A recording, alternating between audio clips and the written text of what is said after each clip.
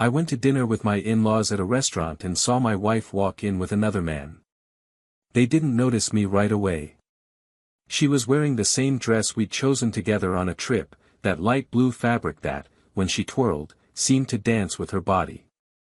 The man walked beside her intimately, their shoulders close, as if the entire world around them were just background noise. I watched them sit down, laugh, exchange glances. My in-laws chatted animatedly with me, unaware that, just a few feet away, my life was melting into silence. I got up, walked to her table, placed my hands on the wood, and said firmly, "Enjoy your meal." And I left, leaving behind everyone's silence, the sudden pallor on her face, the fright in that man's eyes. I didn't make a scene. There were no screams. The scandal was all inside me. That night, when she arrived home, I met her eyes, searching for excuses that didn't exist. I said what I needed to with the clarity of someone who no longer had any doubts. There, between the walls where we promised eternity, I declared an end to the lie. She cried, tried to explain that it was a mistake, that she was confused, that it started after a few fights. She said she felt alone. That he made her laugh, that she felt seen by him. I heard it all. Every word that, in another time, would have shattered me. But there, in that moment, it no longer hurt as it had before. It was as if I were watching a scene from a sad movie with the ending already known. She tried to stay with him. She believed that this relationship, born of the forbidden, would become something solid, a new beginning. But it didn't take long for her to realize she'd mistaken excitement for connection, and that what she had with him was as shallow as the reason she cheated. There were no promises, no plans. Just empty encounters and uncomfortable silences. Little by little, he began to disappear. First came the messages that took a long time to respond. Then came the postponed dates. Until one day, he simply didn't show up anymore. No explanation. No goodbye. Just the echo of her choice, bouncing against the walls of the emptiness she'd built herself. She tried to rebuild her life, but it was never the same. Friends drifted away, some silently, others with harsh words. Her family avoided discussing the subject, but judgment was evident in their looks, in the invitations that stopped arriving, in the photos where she no longer appeared. Alone, she began to revisit the past with moist eyes and sleepless nights. He began to dream of me. Of our home, our travels, our lazy Sundays. He woke up with a damp pillow and an unbearable silence, which neither social media, nor new contacts, nor attempts at distraction could silence. Regret didn't come all at once. It came in installments. In scattered memories that hurt more than any punishment. Meanwhile, life continued on its way for me. Not immediately, nor easily. I had my empty nights, my days of pent-up anger, my wounded pride, my desire to disappear. But little by little, I relearned how to breathe. How to look at myself in the mirror without feeling foolish. How to drink coffee without glancing at the side of the table where she used to sit. And then, unexpectedly, I encountered a light smile, a sincere presence, someone who didn't need grand gestures to remind me that peace is also a form of love. It was a different kind of love, without shouting, without games.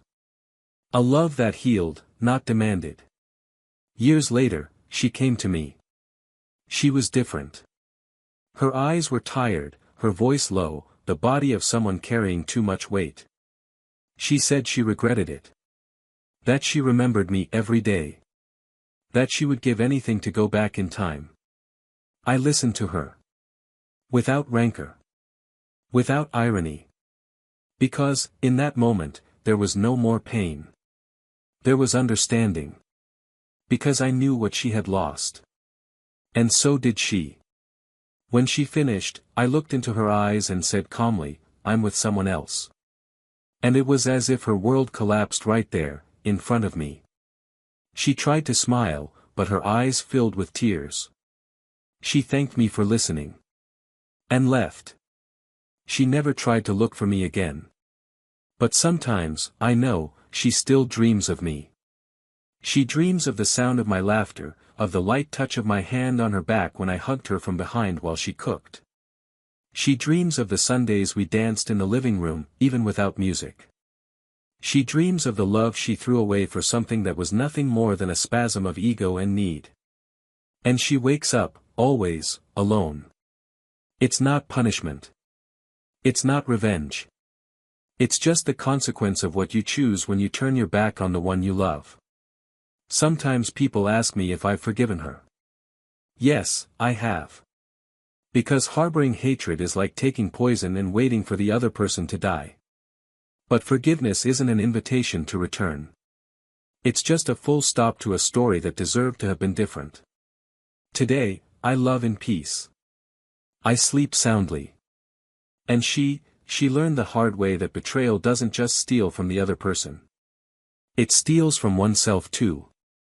It steals the right to be remembered tenderly, the right to be a home, to be fondly remembered. It steals the future. And the cruelest thing of all. It wasn't even the end. What truly destroyed her was the day, after so long, when she returned to where we'd met. A simple restaurant on a hidden street.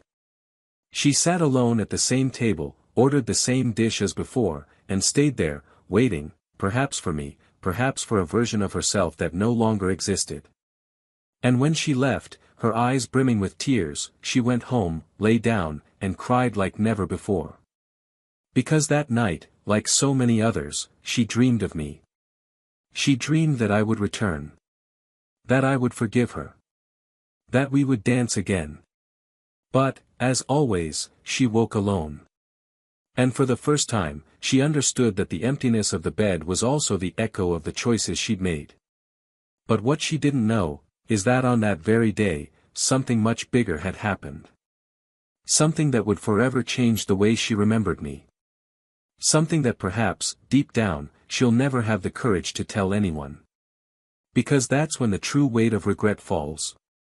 Not over what she lost, but over what she'll never be able to touch again. Welcome to the channel. Here, we do not romanticize betrayal, we expose its consequences.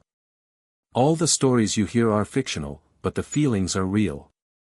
Our purpose is clear, to show how betrayal destroys homes, hearts and futures. Get ready. What's coming next is a story shocking, intense and unforgettable. Good listening. Gabriel has always been a man of few words and many observations. He grew up in a home where feelings were not easily exposed, but where respect and responsibility were instilled from an early age. His father, a quiet electrician, and his mother, a literature teacher, were the firm pillars of a simple yet value-filled life. There were no exaggerations, no empty promises, only constancy. And perhaps that was why, when he met Helena, he felt immediately disarmed. She was the opposite of the silence in which he had been raised. She spoke with her hands, with her eyes, with a wide-open laugh that, even on the most ordinary days, filled the room with an energy difficult to describe. Helena was intense not just out of vanity, but by essence. She came from a somewhat more affluent family, accustomed to long breakfasts, Sunday dinners with philosophical discussions, and trips planned months in advance. Her mother was an interior designer, and her father was a retired lawyer who never retired from his opinion. Their first meeting was unexpected. A mutual friend insisted they go to a photography exhibition at a small cultural center tucked away on a cobblestone street. Gabriel, who disliked such events, went to please. Helena, on the other hand, seemed to move among the images with familiarity, as if each painting were an extension of herself. It was she who spoke first, commenting on the light shining through the glass in one of the photographs. Gabriel responded with discreet shyness, but there was a moment, brief and almost imperceptible, of connection. The conversation took off as if it had always existed, as if they had bumped into each other in a previous life and were simply picking up where they left off. Over time, the two built a relationship based on dialogue and mutual admiration. It wasn't a love of explosions, but of details. Of looking at each other and knowing what needed to be said, or what needed to be kept quiet. Helena charmed Gabriel with her spontaneity, and he made her feel safe with his constant presence and his calm way of listening to the world. They began living together in a small apartment with large windows and furniture they acquired little by little.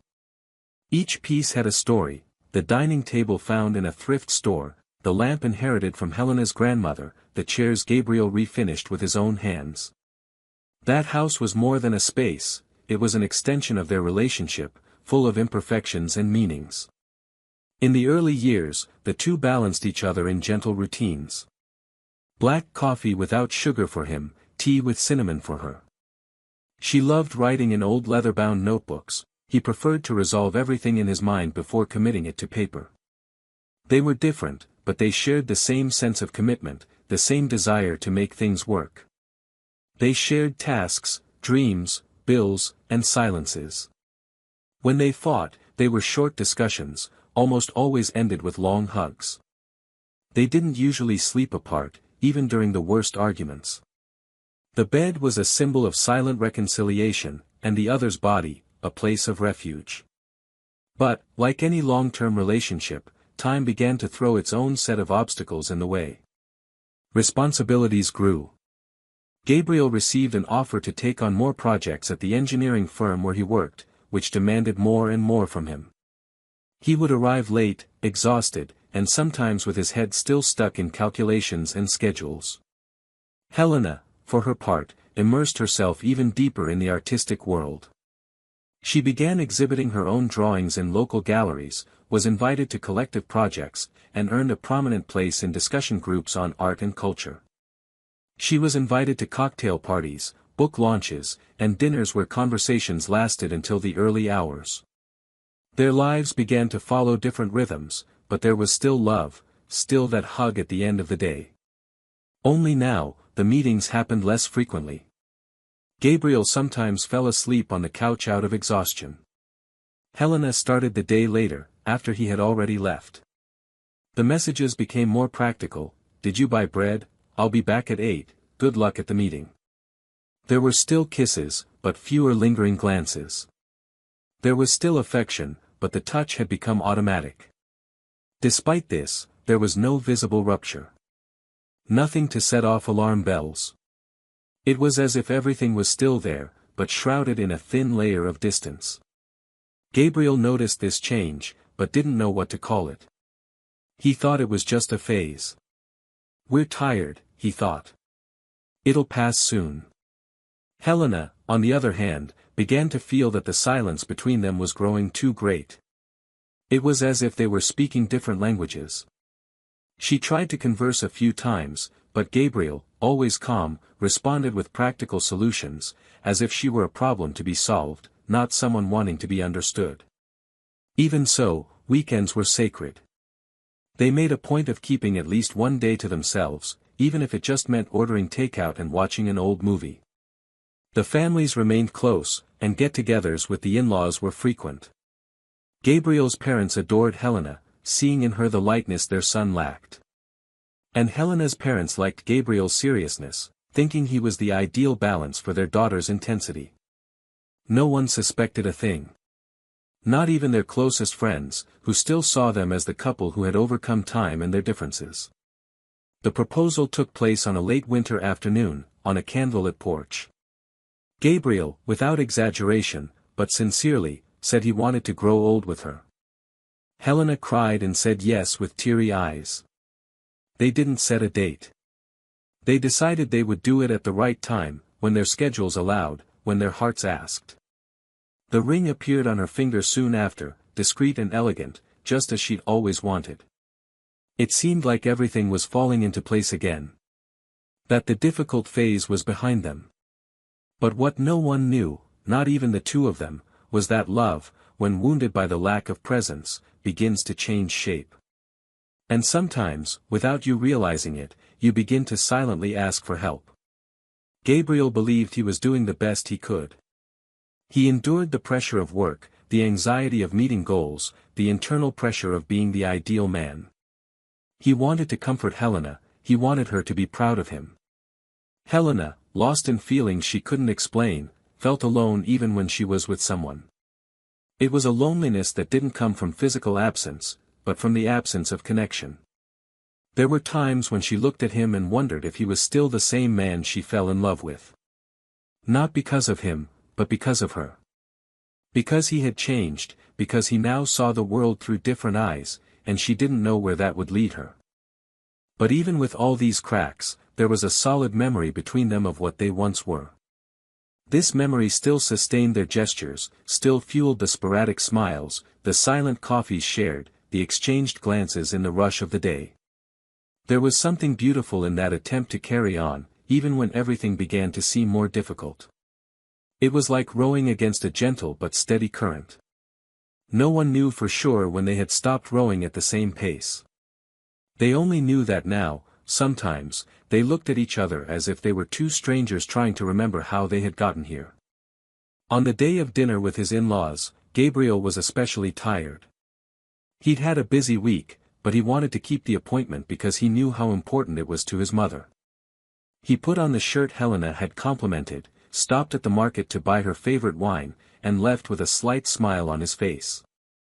He didn't know that that night would mark the beginning of a pain he never imagined he'd feel. I still thought they were trying, I still believed they were under construction. And maybe they were. But construction, when done alone, becomes a hollow effort. And what he didn't know was that sometimes, when love starts to hurt on one side, the other side starts looking for numbness where it shouldn't. The night hadn't truly begun yet. And their story, despite the cracks, still felt whole. But what seems whole isn't always standing tall in a suit. Sometimes, it's just a facade. And in that restaurant, with the yellow lights reflecting off the wine glasses, something about to happen would bring Gabriel face to face with the hardest truth a heart can face. He just didn't know it yet. But life was about to teach him how much a second can change everything. It was a typical Thursday, the kind where the day seems endless and your body craves bed more than conversation. Gabriel left work later than usual, exhausted, but with that discreet disposition of someone who, even in his fatigue, carries the desire to keep what he's built afloat. On the way home, he stopped to buy a dry white wine, Helena's favorite. There was no special date, no elaborate plans. It was just another silent attempt at rapprochement, one gesture among many others he made without fanfare. He arrived home, saw the porch light on and incense burning in the corner of the living room. Helena was there, barefoot on the rug, a book on her lap, her eyes lost in a reading that seemed to interest her more than his arrival. He tried not to mind, forced a smile, and invited her to dinner. She hesitated for a moment, as if considering refusing, but agreed. They dined in silence, exchanging short phrases, and then she went to bed early. Gabriel stood in the living room, wineglass in hand, staring at the switched-off television screen. Something was off, but he couldn't quite put his finger on it. The following days continued at this lukewarm pace, with small gestures trying to fill a void that was becoming increasingly evident. Helena seemed more distant, more introspective, but at the same time, she maintained a restless energy. She began going out more frequently, justifying commitments with friends, exhibitions, meetings about artistic projects. Gabriel didn't question it. He trusted. Or maybe he was simply avoiding confrontation. He preferred to believe she was finding herself again, that this was her moment, that it was a phase. He focused on work, reports, and tight deadlines. At night, they would cross paths again, sleeping side by side, but not together. They still kissed, but hurriedly, as if fulfilling a formality. The presence was there, but the encounter no longer took place. Weekends also lost their luster. Long breakfasts were replaced by separate meals, at different times. She woke up late, he left early. And when they were home at the same time, the television filled the silence with something. One day, Gabriel suggested a trip, a break from it all. Helena smiled but said she couldn't, that she had an important commitment that weekend. He didn't insist. He got in the car, drove to his parents' house, and spent the day helping his father with small renovations. When he returned, he found Helena asleep, the bathroom light still on, and a different scent in the air, a perfume he didn't recognize. It bothered him, but he squelched his suspicions like someone sweeping dust under the rug. It was during this period that an invitation to dinner with his in-laws arrived. Their wedding anniversary was being celebrated at a low-key restaurant, one they frequented on special occasions. Gabriel thought it would be a good opportunity to rekindle a connection between him and Helena. She agreed to go, but seemed hesitant. On the night of the dinner, she said she would go straight from work, as she had a meeting later that afternoon. Gabriel found this strange, as she usually avoided commitments on family occasions, but again, he didn't want to arouse suspicion. He arrived at the restaurant at the appointed time, greeted his in-laws respectfully, and tried to maintain a light conversation. The atmosphere was welcoming, the lights dimmed, and the background music discreet. He checked his watch every now and then, hoping Helena would arrive soon.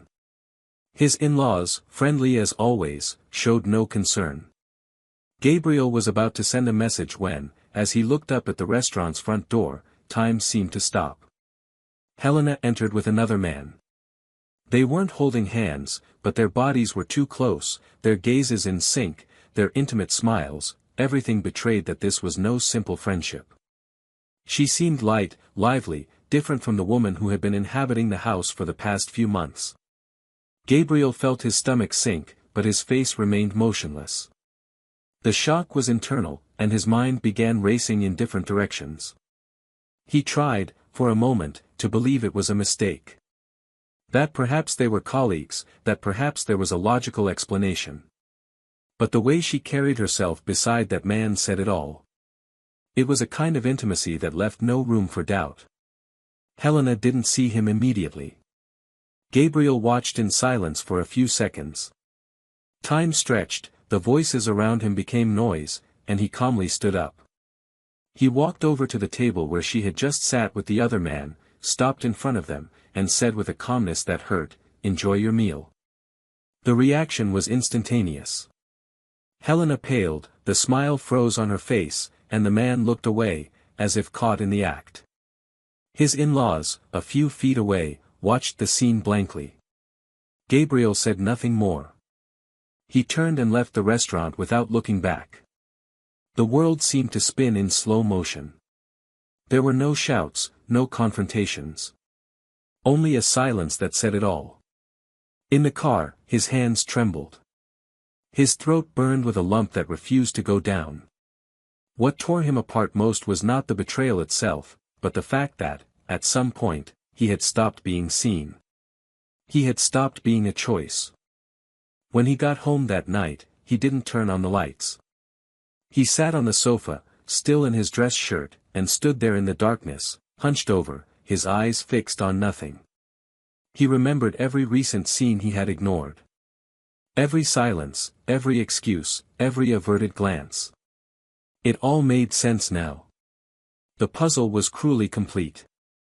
There was no longer room for doubt. Helena had betrayed him. And what hurt even more was realizing that the woman before him, days before, had laughed beside him, had slept in the same bed, had said, "See you tomorrow," with her eyes closed. Helena arrived some time later, silently trying to open the door with her key. When she saw the porch light was on, she hesitated. She entered slowly and found Gabriel sitting motionless. He didn't say anything right away. He just looked at her, without anger, without shouting, with a contained pain that was louder than any accusation. Helena tried to explain herself, but he interrupted her with a calm gesture. He simply said there was no more room for lies. That she could sleep there that night, but the next day, he wanted clarity. He didn't demand justifications, nor stories. Just the truth. She cried, knelt, told him she wasn't what he thought, that she had lost herself, that she still loved him. But Gabriel no longer listened with the same heart. Something inside him had broken irreversibly. There was no way to mend what had been torn by betrayal. The house they shared, the objects they had bought together, the souvenirs on the furniture, everything now seemed like a stage set in a play where lies had taken center stage. He slept on the couch that night, not out of spite, but out of dignity.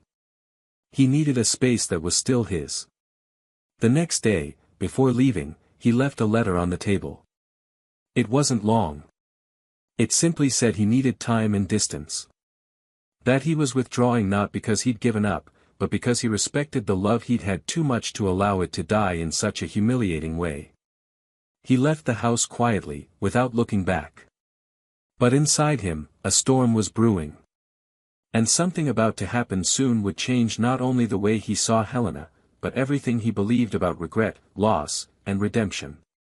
They were weeks of silence. Gabriel left the apartment the next day, taking only a backpack with a few clothes, his computer, and the silence stuck in his throat. He made no speeches, demanded no explanations, sent no messages. He cut off contact like someone closing a book that has been read too painfully. He slept in a hotel for a few days, then rented a small studio where the only thing taking up space was the absence of everything that reminded him of Helena. The place was cold, empty, but he preferred it that way. He wanted distance from the history that still pulsed in every corner of the old house. He needed to lose what was left to finally breathe. Helena tried to contact him. She sent short messages at first, then began writing long texts asking to talk, to explain. She said she was lost, that she wanted to find him again, that she didn't know how to repair the damage. Gabriel read them but didn't respond. Not out of contempt, but because he didn't want answers in the form of justification. What had been done couldn't be undone by arguments.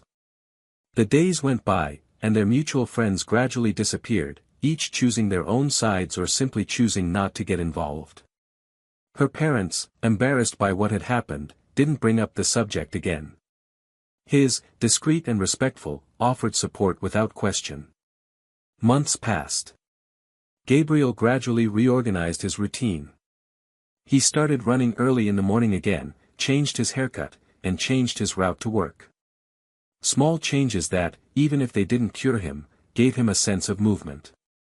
He started going out more, accepting invitations for coffee, reconnecting with old friends, and one afternoon, almost by accident, he met Julia. She was light-hearted, spoke little, and laughed with her eyes. She didn't ask too many questions, didn't want to know about the past, simply offered company. Over time, Gabriel felt something inside him begin to quiet around her. It wasn't urgent passion, it was a kind of peace he'd forgotten existed.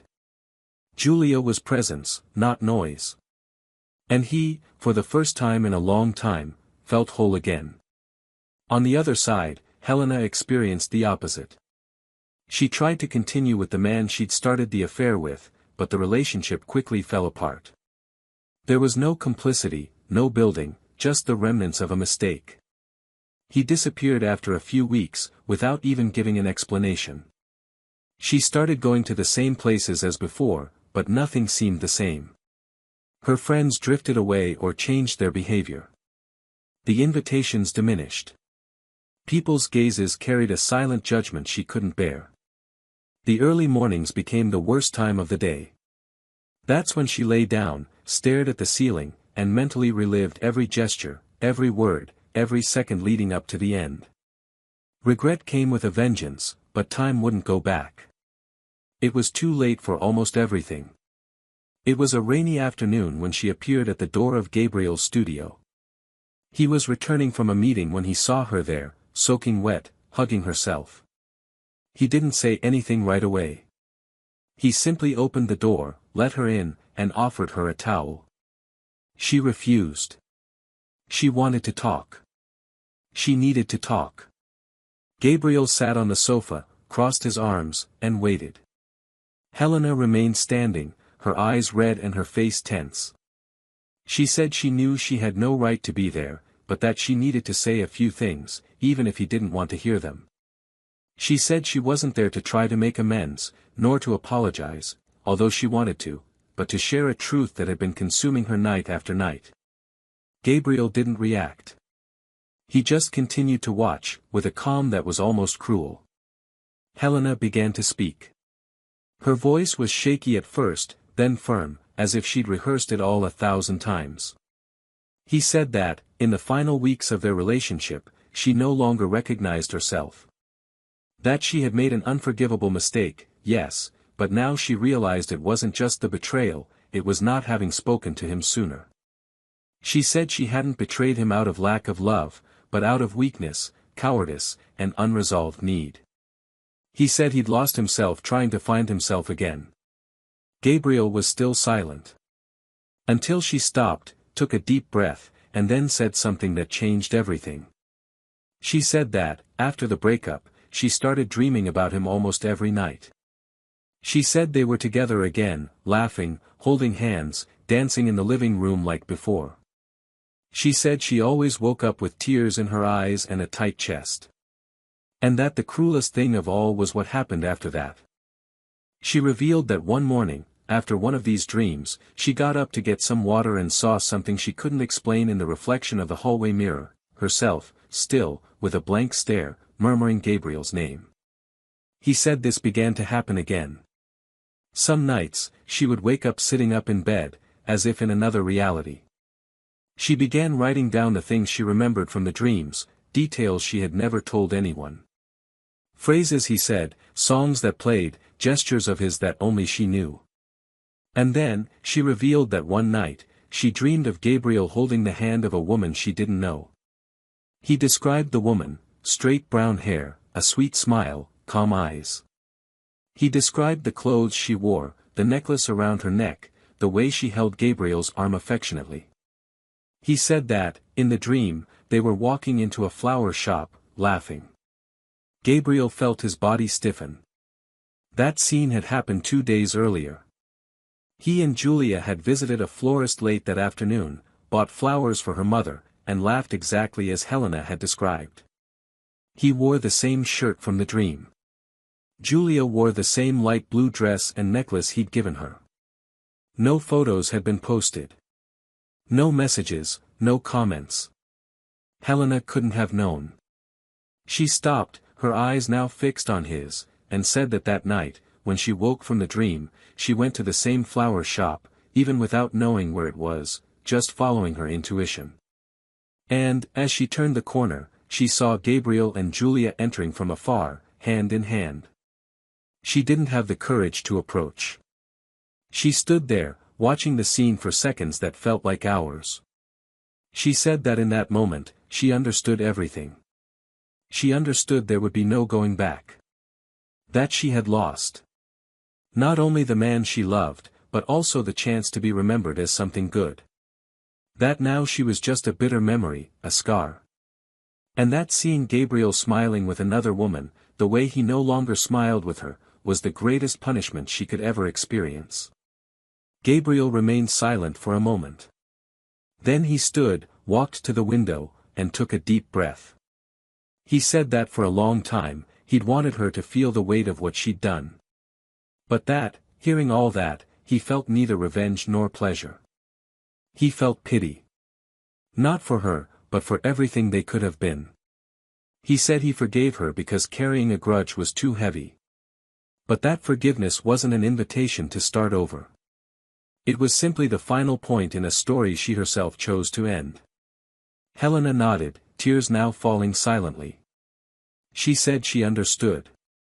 She hadn't expected anything else. But she needed to say all of this because the silence was destroying what little she had left inside her. Gabriel then approached, picked up one of the wet leaves from the floor, one that had fallen from her bag, and said simply that he hoped that, someday, she, too, would learn to forgive herself. Helena smiled, a sad smile, and left the apartment without looking back. Outside, the rain had stopped. And for the first time in a long time, she felt like the world would go on, even without him. But inside her, a part of her would never stop dreaming of what she'd lost. And perhaps she would never sleep peacefully again. During the days following that last conversation, Gabriel felt a different silence within himself. It was no longer the emptiness that screamed, nor the noise of doubt or sorrow. It was a new, profound calm, as if everything had finally reached a point where he no longer needed to fight it. He slept better, woke feeling light, and even though the memory of Helena surfaced from time to time, in the smell of incense as he passed a store, in a song playing in a cafe, or in the way the light filtered through certain windows, he no longer felt his heart ache. The wounds had healed. Not without scars, but scars he had learned to respect. Julia, increasingly present in his routine, welcomed him with a gentleness that asked for nothing in return. They were in no hurry. They lived what they had naturally, like those who understand that some new beginnings are like the seasons. They don't arrive suddenly, but settle in slowly, changing the climate, changing the air, until one day, without realizing it, everything blooms again. Gabriel never mentioned Helena's name to anyone again. Not out of spite, but by choice. It was a part of his life he didn't want to nurture. He didn't talk about her with Julia, nor with his friends or his parents. He kept his memories exactly where they belonged, in the past. And, as much as the pain had been part of his reconstruction, he understood that now was the time to look forward. Helena, in turn, also kept her distance. After that day, she never reached out to Gabriel again. He disappeared from social media, distanced himself from his few remaining friends, and, for a time, seemed to have vanished from the world. But the truth is, she simply went silent with her own pain. She spent months withdrawn into herself, trying to reorganize what remained of the identity that had crumbled with her choice. She began attending therapy sessions, writing in old notebooks, recording stray thoughts, painful memories, and some attempts to understand herself. She moved apartments, donated most of the things she shared with Gabriel, and returned to walking the streets that used to be theirs, now trying to reclaim every corner, every landscape, every piece of the city that was once the scene of a love she had destroyed. One night, after months of no contact, Helena was sitting in a new coffee shop, reading a book, when she saw Gabriel and Julia walk in together. Her heart raced reflexively, as if pulled back to a time when she was still a part of it. Gabriel didn't see her right away. He was laughing at something Julia said. They seemed comfortable, intimate in a way that only couples who deeply respect each other can be. Helena felt a sharp pang, not of jealousy, but of absence. It was as if she were seeing a life that could have been hers if she had made different choices. She lowered her head, trying to hide it. When she looked up again, their backs were to her. Helena stood silently, paid the bill, and left without anyone noticing. On the sidewalk, she took a deep breath, walked slowly until she reached the square where she usually met Gabriel on Sunday afternoons. She sat on a bench and remained there, eyes closed, trying to accept that this was, in a suit, the end. Gabriel only learned she was there days later, when a mutual acquaintance mentioned it by chance, unaware it would be a trigger. At that moment, he simply nodded and said nothing. That night, however, as he lay in bed, the thoughts returned. As much as he had overcome it, it was strange to think that, somewhere in the city, Helena was still around, still alive. He remembered her look that last time. There was no manipulation there, no drama. There was only raw, irreversible regret. And perhaps for that reason, Gabriel decided to write one last letter. Not to reopen doors, but to close them once and for all with dignity. In the letter, he thanked her for the good years, acknowledged the happy moments, but also made it clear there was no longer room to take anything back. He said he now understood that some people come into our lives to teach us how to love, but that true love, the kind that endures, is built with respect. And that, as much as she was part of his story, she would no longer be part of his future. He sent the letter without waiting for a reply. Months passed. Julia became his partner not only in his personal life but also in small creative projects they began developing together. She was a designer, and together they created a small brand of handmade products. Gabriel sketched the concepts, Julia created the artwork. The business grew slowly, lovingly. They divided their time between work and short trips to quiet places. Life, now, was easy. One night, while packing boxes for a local fair, Gabriel found, in the back of one of the drawers, an old photograph of him and Helena, one taken at a film festival, early in their relationship. He looked at it for a few seconds, smiled wryly, and tore the photo in half. Not with anger, but with peace. He placed the pieces in a box with other waste paper and continued packing alongside Julia, who laughed at something insignificant. That, for him, was freedom. Helena, on the other hand, was surprised by something she hadn't expected. One afternoon, walking through a more secluded park, she crossed paths with Gabriel's older sister, who was with her children. It was a brief, polite encounter, but fraught with awkwardness. His sister, with her usual politeness, greeted her with a forced smile and soon ended the conversation. Helena, however, felt the impact. He realized, in that brief moment, how much he had become an unwanted subject. And it weighed differently. Until then, she thought the pain was just between her and Gabriel. But now she understood she had lost something greater, the respect of an entire network of people who loved her, who welcomed her, who rooted for her. And perhaps this was the worst punishment, the absence not only of love, but of fond memories. There was no longer a place where she was remembered fondly. What remained was silence and absence. On one of those empty afternoons, alone at home, Helena decided to reopen a box she had stored in the back of her closet. Inside were old letters from Gabriel, exchanged notes, photos, event tickets. Everything had been carefully stored for years. She began reading the letters one by one, silently reliving each line, each phrase, each gesture. She cried. Not the desperate cry of someone wanting to go back in time, but the resigned cry of someone who finally understands there is no going back. That was a finished story. A story in which she was the protagonist of her own downfall. She took out one of the old notebooks she used to write in and, for the first time, wrote to herself. Not to Gabriel. A letter in which she admitted her failure, but also declared her commitment to rebuilding herself, even if alone. Gabriel never knew about that letter. Or the box. Or the visits to the square. And perhaps I never would. Because, at certain moments in life, what falls apart doesn't need to be put back together.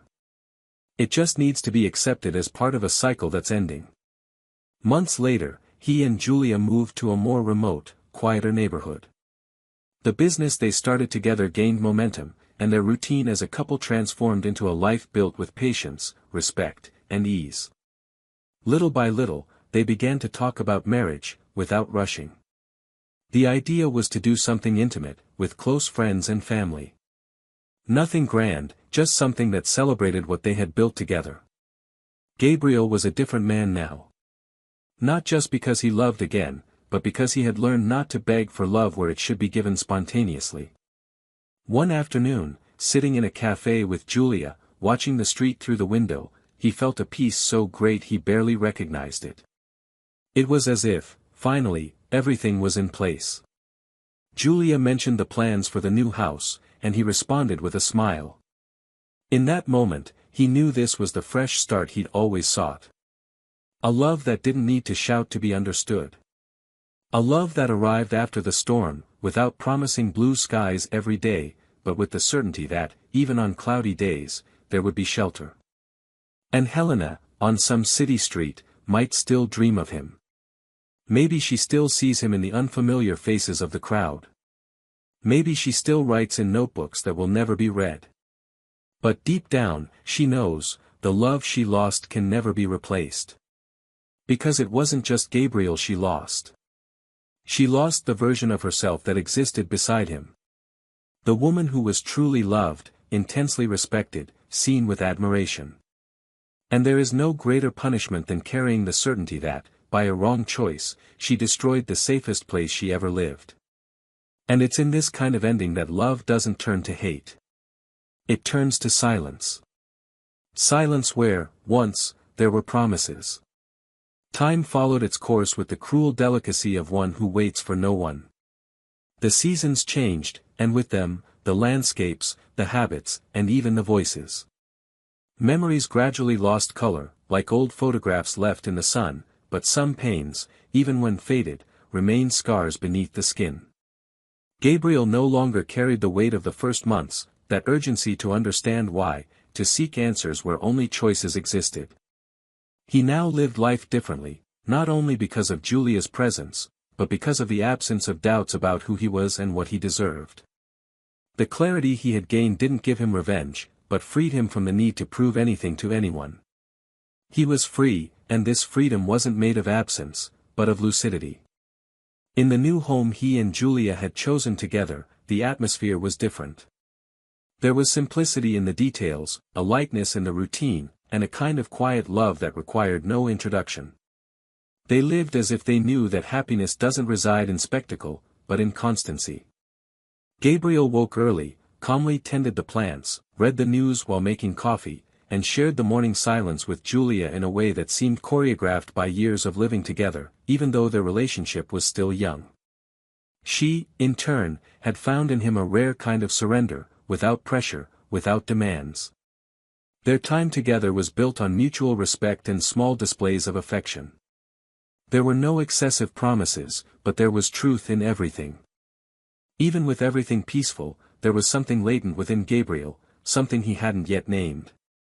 It was a kind of warning, a distant premonition, an unresolved issue he preferred to keep dormant. It wasn't about returning to the past, nor about reliving what had been. It was about what hung in the air, what wasn't fully said, or perhaps shouldn't even be said.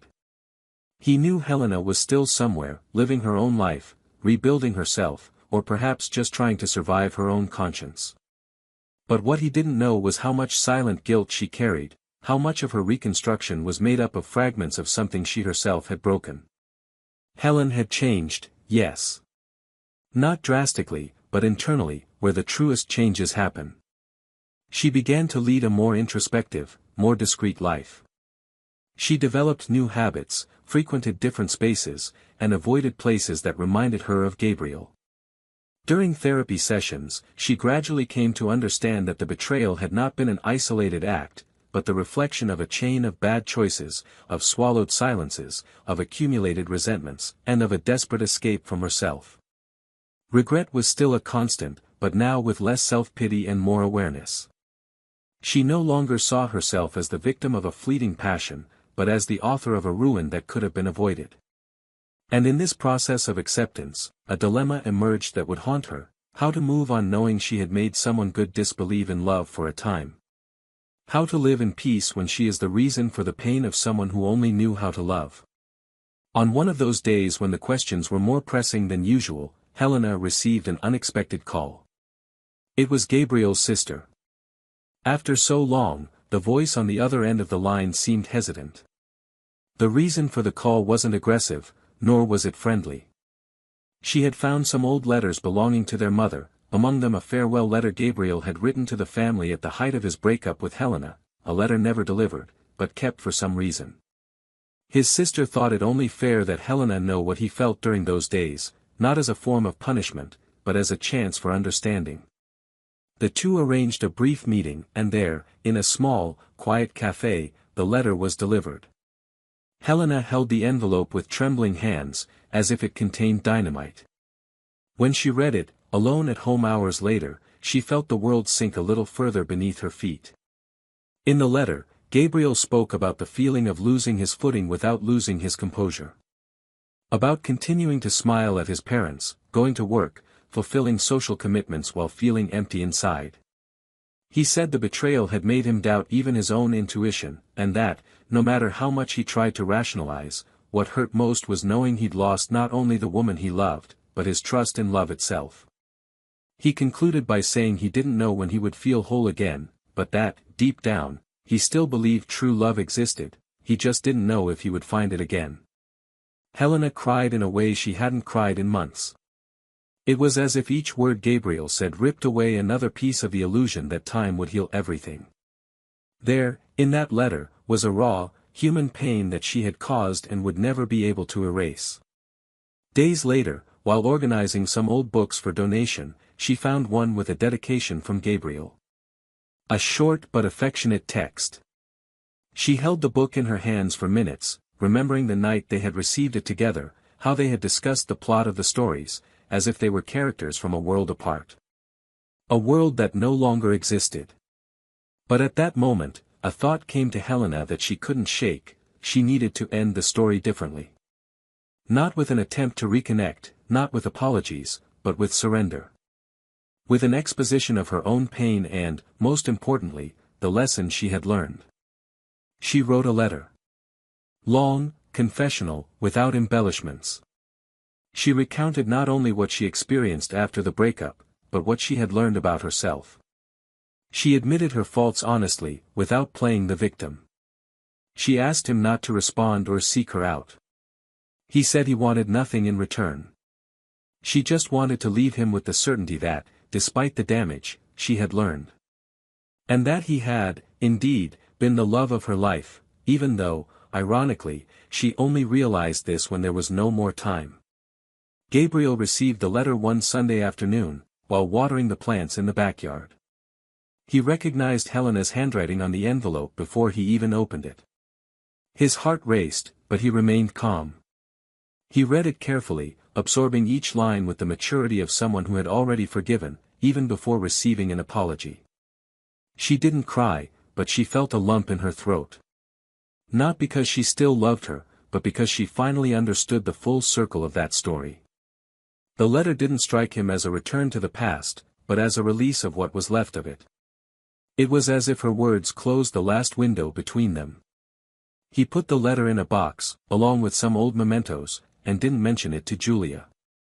Not because he was hiding anything, but because he knew it was his alone, a chapter closed with dignity, the way he always deserved. That night, as he lay beside Julia, Gabriel looked at her for a few seconds before closing his eyes. There was a peace there, a kind of silent, unwavering love. That was where he wanted to be. And now, more than ever, he knew that was where he belonged. The past no longer held him back. He was free to love without fear. And Helena, even from a distance, knew this. She knew that history no longer included her. But there was something no one could take from her, regret transformed into maturity. Pain transformed into learning. And, above all, the certainty that, although she hadn't been given the right to start over, she had become a better person, precisely because she had been forced to look at what she had destroyed. She was no longer the same woman. And that, even if silent, was a step. A slow but necessary step, to move forward with dignity, even if alone. Autumn arrived with a calm that seemed to herald a new cycle, not only on the calendar, but in each of their lives. The wind blew more steadily, and the tree branches, now nearly bare, seemed to whisper of inevitable transformations. Gabriel observed these changes almost contemplatively. He was no longer the impatient man he'd been before, nor the one seeking answers to pains that had already been resolved.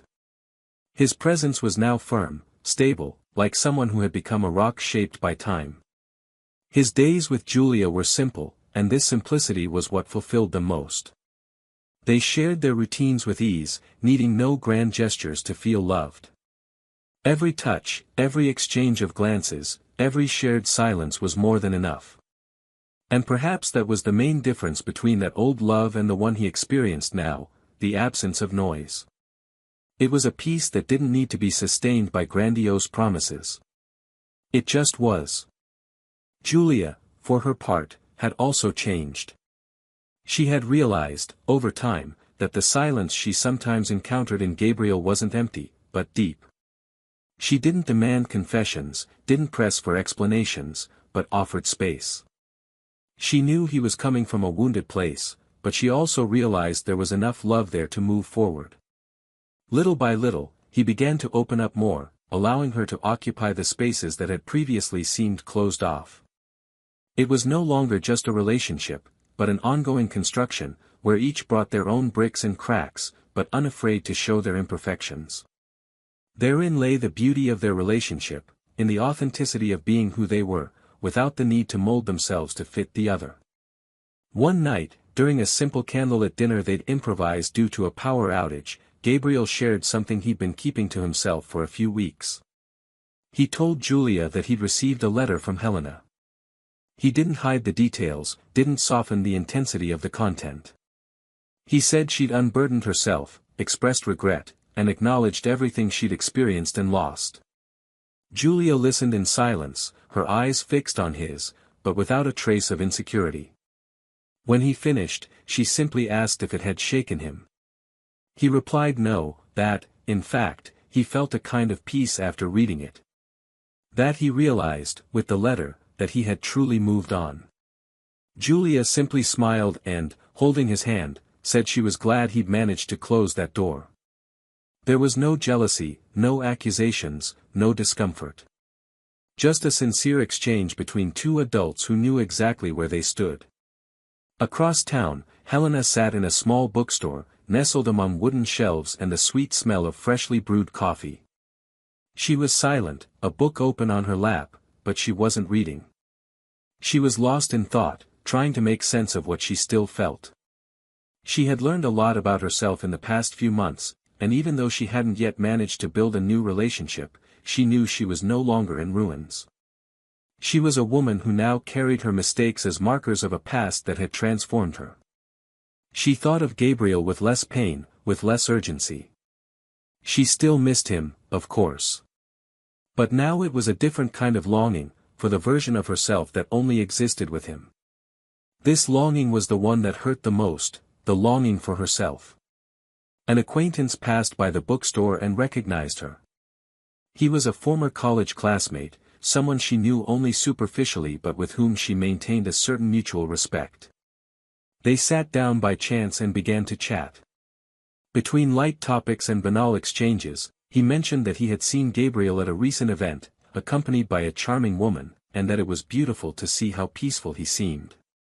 Helena smiled, not with irony or disguise, but with the acceptance that only time teaches. She didn't say much in response, simply saying it was deserved. And there, in that casual conversation, she understood that part of the process of moving on is knowing how to listen to someone else's happiness without tearing herself apart. A few days later, Gabriel was surprised by a call from Helena's father. The number appeared on the screen, and for a moment, he hesitated to answer. But he did. The voice on the other end was calm, respectful, but filled with emotion. He said he knew perhaps he shouldn't be calling, but that he felt the need to thank her. Thank her for the time she'd been in his daughter's life, for the man she'd been, and for everything she'd learned after the pain she'd caused. He said Helena had changed, that she'd become more mature, more aware, and that part of that change was due to the story they'd shared.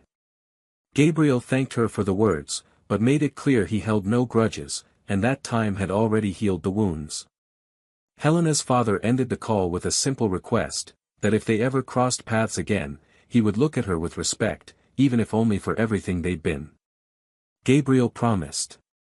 And, for the first time, he felt that perhaps a future reunion without pain would be possible, just with the dignity of someone who had accepted the end with maturity. Life went on. Time didn't care about unfinished stories or unresolved pain. The days continued, the leaves fell, smiles renewed. Gabriel and Julia traveled to the countryside, to a small inn hidden among the hills. There, far from the hustle and bustle of everything, they lay in hammocks, walked trails, and shared silences that said much more than words. On a night when the sky was especially clear, Gabriel proposed.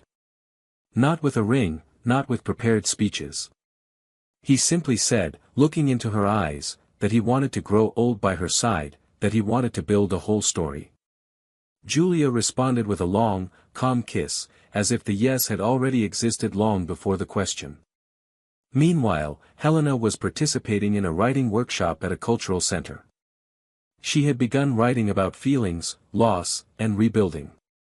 One of the texts was chosen for a public reading.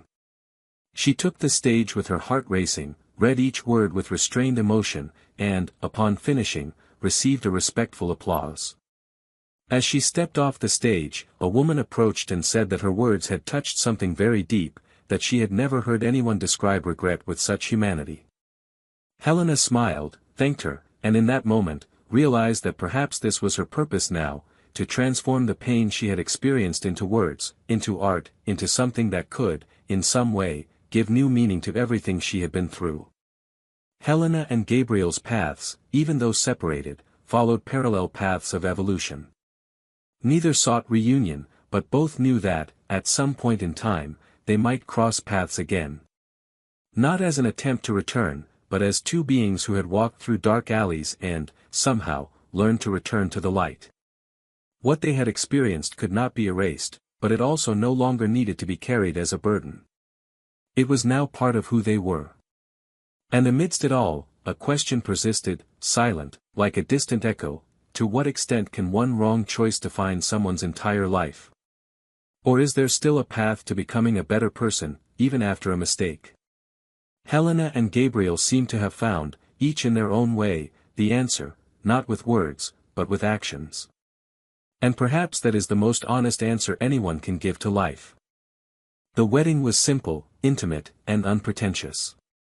Gabriel and Julia chose an outdoor venue, surrounded by trees and attended only by the people who truly played a part in rebuilding their lives. There was no luxury, but everything exuded meaning. Julia walked toward him in a light dress, smiling with her eyes even before reaching the makeshift altar set between two flowering ipe trees. Gabriel waited for her with serenity and certainty, the kind of certainty that only arises after experiencing the abyss. When they exchanged vows, they didn't promise perfection, but a commitment to truth, respect, lightness, and the resolve to never allow the silence between them to become an abyss. As the sun sank below the horizon, bathing everything in golden hues, Gabriel looked at Julia with the completeness of someone who finally understood what it meant to love peacefully. The past was absent in that moment. No shadows, no bitter memories.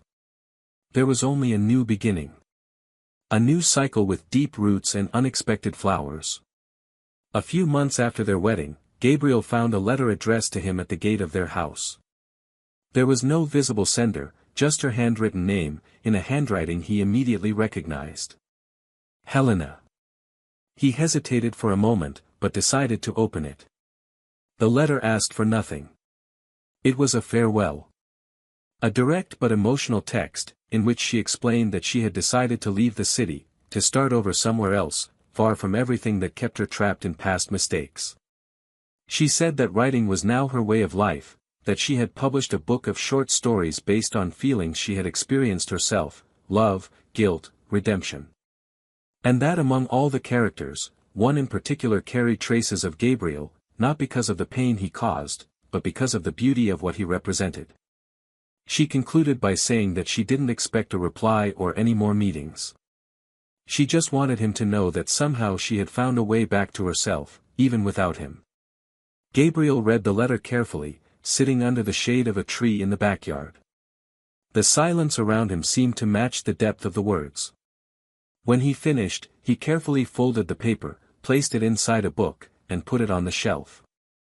It was no longer an open chapter.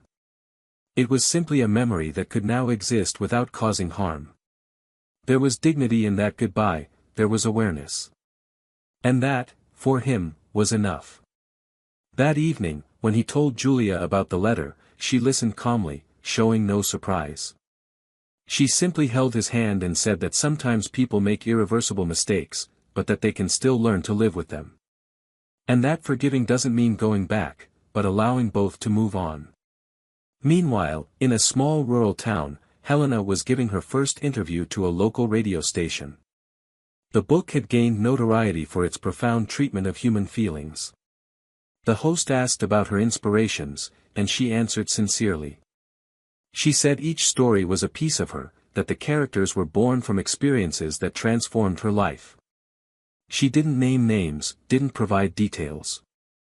But when she spoke of regret, her voice trembled for a second. She said some decisions we carry forever, even if the world has forgiven us. And that writing was her way of apologizing to the universe for her wrong choices.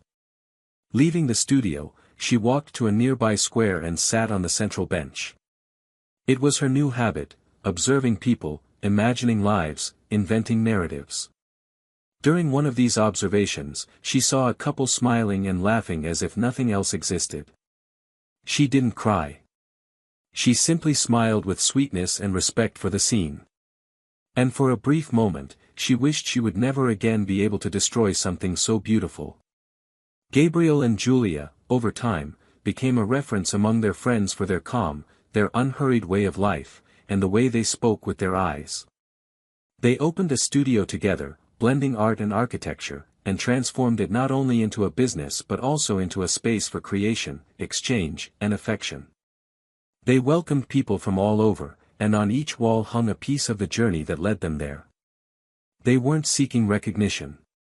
They sought meaning. And both had that in spades. One day, while tidying one of the shelves, Gabriel found a small box containing old photos, forgotten papers, and among them, a letter Helena had sent long ago. He read it in silence, as if paying respect to a tomb, and then looked at Julia and said that, even with everything, he was grateful. Grateful because without all that, he might never have learned to love that way. Time didn't erase what had been experienced. It merely reorganized memories.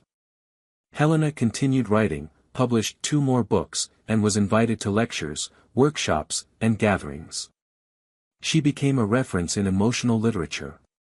In every room where she spoke, there was someone who saw in her not a broken woman, but someone who had the courage to rebuild herself. But she knew, deep down, that none of this could erase what was lost. No romance, no matter how beautiful, could replace the true love she let slip away. And that, no matter how painful, was what kept her firm in her decision to never hurt anyone like that again. In the years that followed, Gabriel built a life where love wasn't an event, but a constant state. He and Julia didn't need to prove anything to anyone. They lived as accomplices, partners who shared the burden and the affection. There was never a lack of a lingering, good morning, a mid-afternoon hug, or an I'm with you, spoken with the eyes. When their children came along, they created a home where love was the central value, not as a speech, but as a practice. Gabriel's presence was constant, attentive, and Julia, now also a mother, continued with her usual lightness, teaching that true strength lies in kindness. And so the story continued, not with far-fetched endings, but with a destiny that respected every choice made. Helena, far away, learned to live without being loved the way she once was. Gabriel, close to what matters, understood that love, when true, requires no effort to exist, only dedication to endure. And Julia, with her quiet sweetness, proved that the most powerful love is not the one that rescues you from the depths, but the one that keeps you afloat even when everything tries to sink you. If you've come this far, with a heavy heart or a reflective mind, leave your thoughts on this story in the comments. Your opinion is essential for this space to grow and continue to touch more people with stories like this. If you haven't subscribed yet, take advantage of it and subscribe to the channel now. Here, each story has a purpose, to provoke feelings, reflections, and above all, to remind us that true love never arises from lies. This story reminds us that betrayal doesn't just destroy relationships. It breaks promises, hollows out our eyes, erodes memories, and tears us from the more beautiful versions of ourselves when we truly loved. Cheating isn't just choosing someone else, it's choosing to abandon yourself, abandon respect, and plunge into an abyss of consequences that almost always return with double the weight. On this channel, we reiterate, we do not support any kind of betrayal. What we defend is the love that builds, the respect that sustains, and the truth that liberates. Until the next story. May it also transform.